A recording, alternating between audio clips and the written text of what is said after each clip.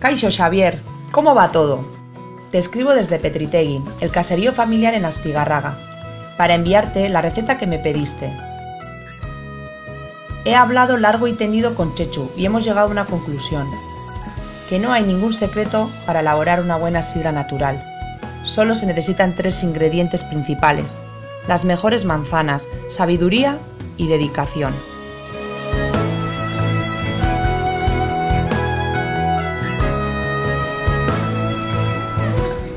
Esta es la receta de Petritegui para elaborar la auténtica sidra natural. Y esta es la receta que te envío a la Argentina para que una nueva sidra vea allí la luz.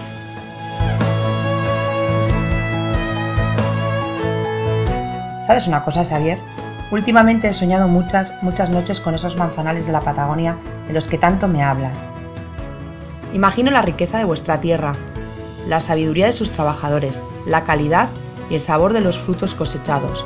Y no me cabe ninguna duda que con nuestra receta y con vuestras manzanas, unido a la pasión que tenemos en este proyecto, conseguiremos elaborar una auténtica sidra natural de gran calidad. Txapela es lo mejor de los dos mundos. Es modernidad y tradición al mismo tiempo. Es estar abierto a nuevas experiencias sin perder las raíces. Es naturalidad sin resignar sabor y placer.